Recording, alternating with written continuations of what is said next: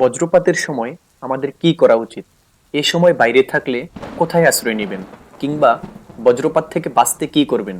চলুন জেনে নেওয়া যাক। মার্চ থেকে মে এবং অক্টোবর থেকে নভেম্বরের মধ্যে সবচেয়ে বেশি বজ্রপাত হয়ে থাকে। এতে সারা বিশ্বে বছরে 24,000 মানুষের মৃত্যু হয়। বজ্রপাতে বাংলাদেশে ঠিক কত মানুষের মৃত্যু হয় তার সুনির্দিষ্ট কোনো পরিসংখ্যান নেই। তবে সরকারি বেসরকারি বিভিন্ন প্রতিষ্ঠানের সংগৃহীত তথ্য থেকে ধারণা করা যায় এই সংখ্যা 150 থেকে 200-র মতো।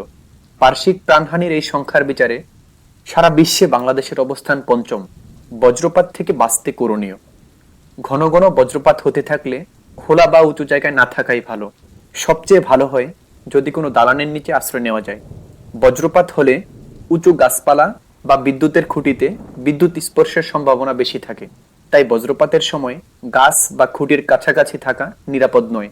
ফাঁকা জায়গায়, যাত্রী ছাউনি বা বড় গাছে বজ্রপাত হওয়ার সম্ভাবনা থাকে অত্যন্ত বেশি।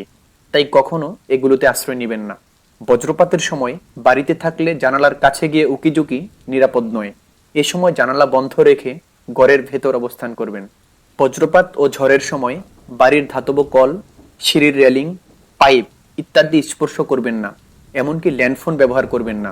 বজ্রপাতের সময় এগুলোর সংস্পর্শ এসে অনেকেই স্পৃষ্ট হন। বজ্রপাতের সময় বৈদ্যুতিক সংযোগযুক্ত সব ধরনের যন্ত্রপাতি এড়িয়ে চলা উচিত। টিভি, ফ্রিজ ইত্যাদি বন্ধ করা থাকলেও এগুলো স্পর্শ করবেন না। বজ্রপাতের আভাস পেলে আগেই প্লাগ খুলে রাখা ভালো। বজ্রপাতের সময় রাস্তায় গাড়িতে থাকলে যত দ্রুত সম্ভব বাড়িতে ফেরার চেষ্টা করুন। যদি তখন প্রচণ্ড বজ্রপাত ও বৃষ্টি হয় তাহলে গাড়ি কোনো বারান্দা বা পাকা ছাউনির নিচে রাখা যেতে পারে। ওই সময় গাড়ির কাছে হাত দেওয়া বিপজ্জনক। বৃষ্টি হলে রাস্তায় পানি জমতে পারে। অনেক সময় বিদ্যুতের তার ছিঁড়ে সেই পানিতে পড়ে হতে পারে দুর্ঘটনার কারণ। কাছে কোথাও বাজ পড়লে সেই পানি হয়ে উঠতে পারে বিদ্যুৎ স্পৃষ্টের কারণ। বজ্রপাতের সময় চামড়ার ভেজা জুতা বা খালি পায়ে থাকা খুবই বিপজ্জনক। যদি একান্ত বের হতেই হয়, পা ঢাকা জুতো ব্যবহার করা ভালো। রাবারের গামবুট এক্ষেত্রে সবচেয়ে ভালো কাজ করবে। কয়েকজন মিলে খোলা কোনো স্থানে থাকাকালীন যদি বজ্রপাত শুরু হয় তাহলে প্রত্যেকে 50 থেকে 100 ফুট দূরে সরে যান। নিচু হয়ে বসুন। যদি বজ্রপাত হওয়ার উপক্রম হয় তাহলে কানে আঙুল দিয়ে নিচু হয়ে বসুন। চোখ বন্ধ রাখুন, কিন্তু মাটিতে শুয়ে পড়বেন না। মাটিতে শুয়ে পড়লে বিদ্যুৎ স্পৃষ্ট হওয়ার সম্ভাবনা বাড়বে। বজ্রপাতের আগ মুহূর্তের লক্ষণগুলো জানুন।